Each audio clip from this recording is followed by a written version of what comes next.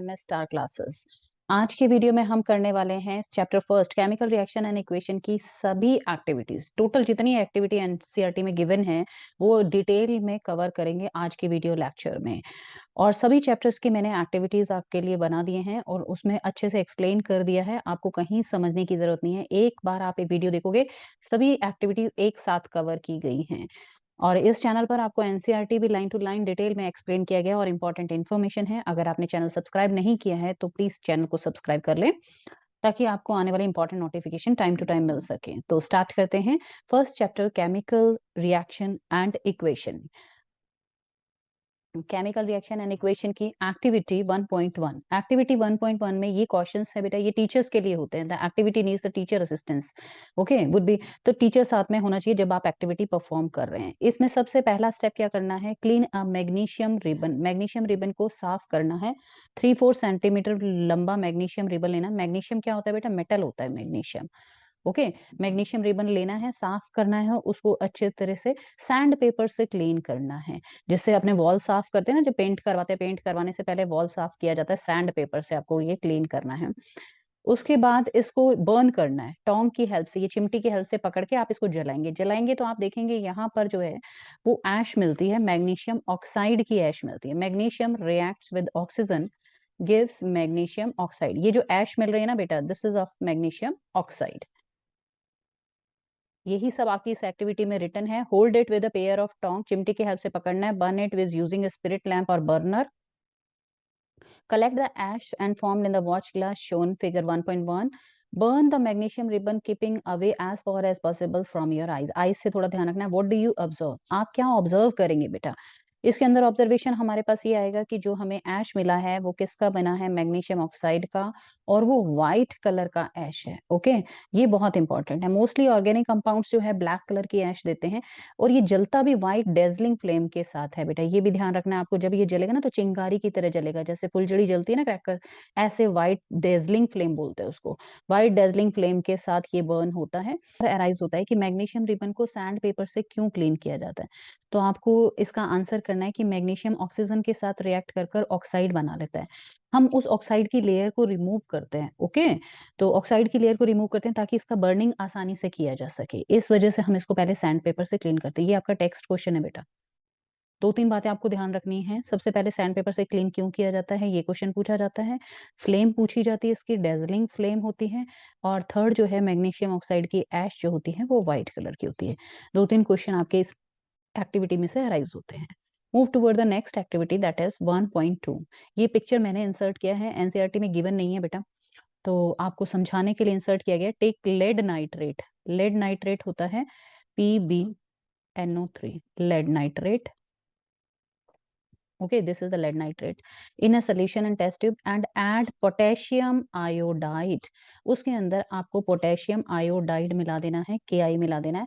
और रिएक्शन देखनी है, क्या कौन सी रिएक्शन होगी। यहाँ पर रिएक्शन होती है बेटा double displacement. Double displacement reaction आपने फर्स्ट चैप्टर में पढ़ी होगी। डबल डिस्प्लेसमेंट रिएक्शन में दोनों आयंस एक दूसरे को एक्सचेंज करते हैं और यहाँ पर एक प्रोडक्ट बनता है that is known as PbI2 plus KNO3। Okay, balance हम इसको कर लेंगे। तो ये PbI2 जो है वो येलो प्रेसिपिटेट है। येलो प्रेसिपिटेट, जैसे आप ये ना, आप देख पा रहे हैं पिक्चर के अंदर येलो प्रेसिपिटेट। जब हमने लेड नाइट्रेट और पोटेशियम आयोडाइड की रिएक्शन करवाई तो येलो प्रेसिपिटेट बना है और साथ में बाय प्रोडक्ट हमको मिला है potassium nitrate. This reaction is also known as double displacement reaction. First chapter में जो आपके टाइप्स हैं बेटा रिएक्शंस के, उसमें डबल डिस्प्लेसमेंट एक टाइप है, उसी पर बेस्ड ये एक्टिविटी है। तो ऑब्जर्वेशन में आप क्या लिखोगे? What do you observe? You observe that दोनों की रिएक्शन करवाई लेड नाइट्रेट और पोटेशियम आयोडाइड की, तो PbI2 हमें जो है येलो प्रेसिपिटेट मिलता है और साथ में मिलेगा हमें KNO3। Okay, next activities 1.3। Take a zinc granule. Zinc granule ले लेना है आपको इन अ कॉनिकल फ्लास्क और a test tube. Add hydrochloric acid और sulphuric acid to the this figure 1.2। Understand, इससे करते बेटा डायग्राम से इसको समझते हैं। सबसे पहले आपने लिया एसिड लिया है that is sulphuric acid. Okay, sulphuric acid होता है H2SO4। सल्फ्यूरिक एसिड के अंदर आपने मेटल के कुछ पीसेस डाल दिए। मेटल कौन सा डाला है आपने? जिंक। अब रिएक्शन क्या होगी बेटा, ZnSO4 सॉल्ट बनता है ZnSO4 और साथ में रिलीज होती है आपकी हाइड्रोजन गैस। गैस के लिए मैं ऊपर का साइन लगा रही हूँ, गैस ऊपर की तरफ मूव करती है। H2SO4 ये रिएक्शन है बेटा displacement reaction. Okay, displacement reaction वो होती है हाईली रिएक्टिव मेटल जो होता है ना, वो लेस रिएक्टिव मेटल को उसके ही कंपाउंड में से डिस्प्लेस कर देता है। तो ये हाइड्रोजन गैस आपको मिलेगी, यहाँ पर ये देखो हाइड्रोजन गैस है। अब एक्टिविटी की रीडिंग करते हैं। Do you observe anything happening around the zinc granule? Zinc granule के चारों तरफ बेटा बबल्स फॉर्मेशन होना शुरू हो जाता है हाइड्रोजन के। Touch the conical flask and test tube, is there any change in the temperature? Temperature में क्या चेंज आया है? टेम्परेचर में ये थोड़ा सा जो है वो गर्म हो जाता है, टच करने पर हम देखेंगे इसमें जो है टेम्परेचर इंक्रीज हो जाता है, और ऐसी रिएक्शन को हम एक्सोथर्मिक रिएक्शन कहते हैं। ओके, सल्फ्यूरिक एसिड, कोई भी एसिड ले सकते हो आप, यहाँ पर अपने सल्फ्यूरिक एसिड लिया, HCl भी ले सकते हो, हाइड्रोक्लोरिक एसिड भी ले सकते हो। Zinc granule, zinc is a metal बेटा, मेटल की रिएक्शन करवाइए एसिड के साथ तो सॉल्ट बनेगा और हाइड्रोजन गैस बनेगी। Move toward the next activity 1.4। बिल्कुल सिंपल सी एक्टिविटी है 1.4 के अंदर। Take a small amount of calcium oxide, calcium oxide लेना है, जो चूना होता है जिससे व्हाइट वॉश करते हैं अपन। कैल्शियम ऑक्साइड के अंदर वाटर ऐड करना है, वाटर ऐड करने पर स्लेक्ट लाइम बनता है CaOH का होल ट्वाइस, और साथ में रिलीज होती है हीट। ये देखो हैंड से हीट को फील करके दिखा रहे हैं, मतलब कि यहाँ पर ये जो बीकर है वो गर्म हो गया है, क्योंकि आपने बीकर में कैल्शियम ऑक्साइड के अंदर वाटर ऐड कर दिया और ये बन गया आपका स्लेक लाइम और हीट। ये एक एक्सोथर्मिक रिएक्शन है। ऐसी रिएक्शन बेटा जिसके अंदर प्रोडक्ट के साथ हीट मिलती है ना, उन रिएक्शन को हम एक्सोथर्मिक रिएक्शन कहते हैं। कैल्शियम ऑक्साइड, और कैल्शियम ऑक्साइड का दूसरा नाम भी याद रखना बेटा, क्विक क्लाइम भी बोलते हैं इसको, quick lime. Slowly add the water to this, water add करेंगे, touch the beaker, beaker touch क्यों कर रहे हैं? टेम्परेचर चेक करने के लिए, भी पहले से गर्म हुआ है या ठंडा हुआ है। तो आप देखेंगे कि ये पहले से बीकर जो है वो टेम्परेचर चेंज हुआ है, उसका गर्म हुआ है। क्यों क्यों गर्म हुआ है? क्योंकि ये एक एक्सोथर्मिक रिएक्शन है। ओके, कैल्शियम ऑक्साइड रिएक्ट्स विगलेसली with water to produce slake lime, this is known as slake lime. Calcium hydroxide को ही स्लेक लाइम कहते हैं। Releasing a large amount of heat, और बहुत ज्यादा अमाउंट में हीट, इसीलिए हम इसको ना जो मिट्टी के बर्तन में ये चीजें की जाती है, मेटल में कम किया जाता है क्योंकि मेटल गर्म हो जाता है। Now moving toward the activity 1.5। Activity 1.5 decomposition reaction पर बेस्ड है बेटा। सबसे पहले आपको लेना है 2 ग्राम फेरस सल्फेट। फेरस सल्फेट होता है FeSO4। फेरस सल्फेट को एक आप टेस्ट ट्यूब में ले लेंगे और उसको गर्म करना शुरू कर देंगे, टेस्ट ट्यूब को गर्म करना शुरू कर देंगे। तो क्या होगा, heat the boiling tube over the flame and burner or a separate lamp as shown in the figure 1.5। Ferrous sulphate को जैसे ही हम गर्म करते हैं तो वो फेरिक ऑक्साइड में कन्वर्ट हो जाता है। Okay, ferric oxide, sulphur dioxide and sulphur trioxide, ये दो गैसेस साथ में बाय प्रोडक्ट की फॉर्म में रिलीज होती हैं। तो इसमें पूछा गया है बेटा observe the colour of the crystal, तो आपका आंसर रहेगा फेरस सल्फेट का कलर जो होता है बेटा वो होता है ग्रीन। लाइट ग्रीन कलर के फेरस सल्फेट के क्रिस्टल होते हैं, जैसे ही आप उसको हीट करोगे ना तो ये ब्लैक कलर का हो जाएगा, brownish black, it's brownish black.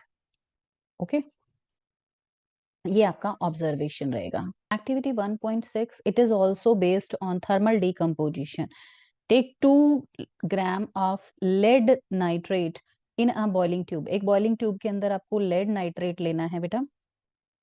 This is the example of lead nitrate. Lead nitrate क्या होता है? PbNO3 का whole twice. Okay, lead nitrate को आपको सेपरेट लैंप पर यूं इस तरह से गर्म करना शुरू कर देना। आप गरम गरम करेंगे ना तो ये लेड ऑक्साइड में कन्वर्ट हो जाएगा, it is converted into lead oxide, और साथ में यहाँ पर गैसेस का फॉर्मेशन होगा, नाइट्रोजन डाइऑक्साइड एंड ऑक्सीजन। तो यहाँ पर आप देखोगे जैसे आप इसको गर्म करना शुरू करोगे ना तो ब्राउन कलर की गैस है ना निकलना शुरू हो जाती है, रेडिश ब्राउन कलर की गैस। वो क्या होती है रेडिश ब्राउन कलर की? नाइट्रोजन डाइऑक्साइड होती है। Okay, this is the example of thermal decomposition. आप इसको गर्म कर रहे हो ना, हीटिंग इफेक्ट के कारण जो है lead nitrate is converted into lead oxide, और नाइट्रोजन डाइऑक्साइड है ये बनेगी गैस, और साथ में बनेगी oxygen. Hold the boiling tube with a pair of tongs and heat it over flame. What do you observe? Note the changes. आप observe करोगे कि जो ब्राउन कलर की गैस निकलती है वो कौन सी होती है? Nitrogen dioxide. This is the example of decomposition, thermal decomposition. Move toward the next activity 1.7. 1.7 बेटा इलेक्ट्रिक डिकम्पोजिशन का एग्जाम्पल है, इलेक्ट्रोलाइसिस की हेल्प से वाटर का ब्रेक डाउन कर रहे हैं। इलेक्ट्रो मतलब इलेक्ट्रिसिटी की प्रेजेंस में, लाइसिस माने break down of water. Water का ब्रेक डाउन करेंगे तो इसके लिए आपको सबसे पहले मैं थोड़ा सा एक्सप्लेन कर देती हूँ। एक मग लेना है, प्लास्टिक मग लेना है, उसके अंदर 2 ग्रेफाइट रॉड लगानी है आपको। ग्रेफाइट रॉड इस तरह से फिट कर देंगे रबर स्टॉपर पर, और ग्रेफाइट रॉड की एक एक रॉड को आप एनोड से जोड़ देंगे, यानी कि बैटरी के प्लस चार्ज से जोड़ देंगे, वो वर्क करेगा एनोड की तरह। और दूसरे को जो है आप बैटरी के नेगेटिव चार्ज से जोड़ देंगे, तो वो कैथोड की तरह काम करेगा। 6 वोल्ट की बैटरी लगानी है, एक स्विच ऑन ऑफ के लिए लगाना है। अब इस 2 ग्रेफाइट रॉड लगाने के बाद इसमें वाटर फिल कर देंगे। वाटर फिल करने के बाद इसके ऊपर जो है दोनों टेस्ट ट्यूब, 2 टेस्ट ट्यूब उल्टी रख देंगे। ओके, दोनों ग्रेफाइट रॉड के ऊपर एक एक टेस्ट ट्यूब जो है वो उल्टी रख देंगे यहाँ पर। अब स्विच ऑन कर देंगे, जैसे ही स्विच ऑन होगा इलेक्ट्रिसिटी पास होगी। इलेक्ट्रिसिटी वाटर में जाएगी, वाटर का ब्रेक डाउन कर देगी। वाटर क्या होता है, H2 होता है, तो वो टूटेगा किसके अंदर, H2 एंड O2 के अंदर। हाइड्रोजन और ऑक्सीजन गैस के अंदर टूटेगा। तो यहाँ पर हम देखेंगे कि this is the oxygen. Oxygen हमें मिलेगी बेटा एनोड पर, और हाइड्रोजन हमें मिलेगी कैथोड पर। ओके, तो ये इलेक्ट्रिसिटी की प्रेजेंस में डीकम्पोजिशन हो रहा है, इसीलिए हम इसको बोलते हैं electrical decomposition. Waters break into hydrogen and oxygen. अब हम टेस्ट कैसे करेंगे हाइड्रोजन गैस का। अब इस टेस्ट ट्यूब को आप जैसे बाहर लेकर आओगे, तो इसके अंदर आप कोई भी जो है जलती हुई चीज लेकर जाओ तो वो और तेजी से जलने लगे, जैसे अगरबत्ती लेकर जाओगे आप, तो वो बहुत तेजी से जलने लग जाएगी। ठीक है, ये होता है ऑक्सीजन का टेस्ट। और हाइड्रोजन का टेस्ट होता है, बर्निंग कैंडल पास लेके जाओगे तो पॉप साउंड क्रिएट करेगा। ऐसे साउंड आएगी, फट फट की साउंड आती है, पॉप साउंड जिसको बोलते हैं, जैसे क्रैकर्स फूटते हैं ना, वैसी साउंड आती है। ये हाइड्रोजन का टेस्ट होता है। बर्निंग कैंडल आप पास लेकर जाओ, उसकी साउंड जो है वो चेंज हो जाएगी। अब एक्टिविटी रीड करते हैं। टेक अ प्लास्टिक मग लिया, drill 2 holes at it base and fit rubber stoppers in this, insert carbon electrode. 2 carbon electrode डालने हैं इस रबर स्टॉपर में। Connect these electrode to 6 volt battery. 6 volt की battery से आपको इसको कनेक्ट कर देना है। Fill the mug with water such that the electrode are immersed. Add a few drop of dilute sulfuric acid to water. देखो dilute sulphuric acid डालते हैं कुछ बूंदे, ताकि जो है ये इलेक्ट्रिसिटी तेजी से रन हो। ओके, इस रिएक्शन को फास्ट करने के लिए हम सल्फ्यूरिक एसिड डालते हैं। Take 2 test tube filled with water and invert them over the 2 carbon electrode. अब 2 कार्बन इलेक्ट्रोड के ऊपर ये दोनों जो टेस्ट ट्यूब है आपको उल्टी कर देनी है। Switch the current and leave the operators undisturb for some time. कुछ समय के लिए रुकना है, वेट करना है। You will observe the formation of bubbles at the both the electron. दोनों इलेक्ट्रोड पर आपको बबल्स दिखाई देंगे। These bubbles displace water in the test tube. ये बबल्स बता रहे हैं कि वाटर का ब्रेकडाउन हो रहा है और गैसेस का फॉर्मेशन हो रहा है। Is the volume of gas collected the same in the both test tube? आपका आंसर होगा नो, क्योंकि आप देखो वाटर का स्ट्रक्चर है H2O। ऑब्वियस सी बात है, हाइड्रोजन ज्यादा है तो हाइड्रोजन के मॉलिक्यूल ज्यादा होंगे, ऑक्सीजन के कम होंगे। नेक्स्ट है, once the test tube are filled with respective gases remove them carefully. अब इनको हटा लेंगे और गैसेस को हम चेक करेंगे, किसकी हेल्प से, बर्निंग कैंडल की हेल्प से करेंगे। बर्निंग कैंडल लेकर जाओगे, अगर वो और तेजी से जलने लग जाती है तो वो ऑक्सीजन गैस है, अगर वो पॉप साउंड क्रिएट करती है तो वो हाइड्रोजन गैस है। ये आप बता देंगे which gas is present in each test tube, hydrogen and oxygen. Okay, आप साउंड का भी टेस्ट बता देंगे बर्निंग कैंडल के साथ। This is the example of decomposition of water with the help of electricity, electrolysis of water. I hope it is clear. 1.8, it is based on photolytic decomposition. Okay, photolytic means photo, light के लिए stand होता है word बेटा। Light की presence में अगर किसी चीज का डिकम्पोजिशन होता है तो उसको हम बोलते हैं photolytic decomposition. Take 2 gram of silver chloride, AgCl silver chloride है, 2 gram of silver chloride sunlight की प्रेजेंस में ब्रेक डाउन होगा इसका, और ये बनेगा Ag प्लस Cl2। पहले ये व्हाइट कलर का होता है सिल्वर क्लोराइड, और बाद में जो सिल्वर बनता है ना वो बेटा ग्रे कलर का हो जाता है। Can you see the grey colour of silver chloride in the presence of sunlight? This is an example of photolytic decomposition. Simple reaction. Move toward the next activity, 1.9. 1.9 is the example of displacement reaction. Displacement reaction वो reaction होती है जिसमें highly reactive metal जो है वो less reactive metal को उसके ही compound में से displace कर देता है। देखते हैं क्या एक्टिविटी है। Take 3 nails and clean them rubbing with sand paper. 3 लोहे की कील लेनी है, आपको सैंड पेपर से उसको साफ करना है। Take 2 test tube marked as A and B। In each test tube take 10 ml copper sulphate solution. 10-10 ml copper sulphate solution आपको ले लेना है टेस्ट ट्यूब के अंदर। Tie 2 iron nail with a thread and immerse them carefully in the copper sulfate solution in the test tube B for the 20 minutes. Keep one iron nail aside for the comparison. देखो बेटा, हमने 3 iron nail ली थी, उसमें से 2 तो हमने जो है इस कॉपर सल्फेट के सोल्यूशन में डिप कर दिया। This is the solution of copper sulphate. Blue colour का सोल्यूशन होता है कॉपर सल्फेट का। आयरन नेल को डिप कर दिया और एक आयरन नेल हमने अलग से रखी है कंपैरिजन करने के लिए। इन दोनों कंपैरिजन करेंगे कि क्या क्या चेंजेस हुए हैं। तो आप देखें भाई बेटा, आयरन का फॉर्मूला होता है Fe। कॉपर सल्फेट के सोल्यूशन में आप रख रहे हैं copper sulphate is CuSO4। Reaction क्या होगी? Iron is more reactive than copper. Iron जो है कॉपर से ज्यादा रिएक्टिव है, उसको उसके कंपाउंड में से डिस्प्लेस कर देगा और खुद आ जाएगा, बनेगा FeSO4 और Cu। ओके। अब इसका कलर जो है वो पहले ब्लू था कॉपर सल्फेट का कलर, अब हो जाएगा faded green. And this is the example of displacement reaction. और इस आयरन नेल के ऊपर रस्टिंग हो जाएगी बेटा। ओके, अब ये लोहे की कीलें जो है ना, इनके ऊपर रस्टिंग जंग लग जाएगी। तो आप कंपेयर कर सकते हैं इस क्लीन वाली आयरन नेल से। Compare the intensity of the blue colour of copper sulphate solution in the test tube A and B। Also compare the color of the iron nail dip in the copper sulfate solution with kept aside। बाहर जो रखी iron nail वो वैसे की वैसे साफ सुथरी shiny है आयरन नेल, और ये जो है वो ब्राउनिश कलर का उसके ऊपर रस्ट उसके ऊपर जमा हो जाएगा। और रिएक्शन ये वाली होगी सोल्यूशन के अंदर। सोल्यूशन का कलर पहले ब्लू होगा, बाद में बिल्कुल फेडेड ग्रीन हो जाएगा। And this is the example of displacement reaction. Move toward the activity 1.10 that is double displacement reaction. इस टेस्ट ट्यूब के अंदर बेटा लिया है सबसे पहले, take 3 ml of sodium sulphate solution in a test tube. Sodium sulphate लेना है। Sodium sulphate is Na2SO4। In other test tube, take about 3 ml of barium chloride. This is the barium chloride, BaCl2। Okay, इन दोनों की reaction करवाएंगे। Double displacement reaction होगी बेटा। Double displacement में दोनों कंपाउंड में से दोनों आयन का एक्सचेंज होगा, बनेगा BaSO4 कंपाउंड और बाय प्रोडक्ट मिलेगा NaCl। ठीक है, BaSO4 जो है व्हाइट कलर का प्रेसिपिटेट है। प्रेसिपिटेट का मतलब कर्डी सोल्यूशन है, पूरा एकदम डिसॉल्व होने वाला सोल्यूशन ही है, इनसॉल्युबल सब्सटेंस बनता है। This insoluble substance formed is known as precipitate and this reaction is known as precipitation reaction। Okay, double displacement reaction को ही हम प्रेसिपिटेशन रिएक्शन कहते हैं।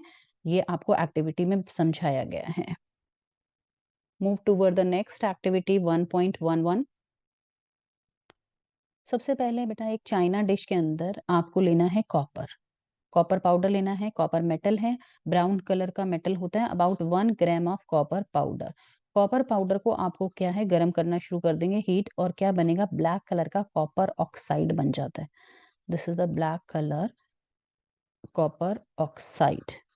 ऑक्सीजन के साथ रिएक्शन कर कर मेटल क्या बनाता है? Oxide. And this is the example of oxidation. The surface of copper powder become coated with black copper oxide and black substance is formed। Okay?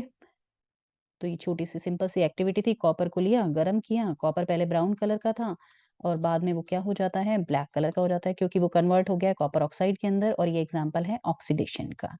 I hope it is clear. अगर आपको video समझ में आया है और अच्छा लगा है तो प्लीज चैनल को सब्सक्राइब करें, लाइक करें और शेयर करें।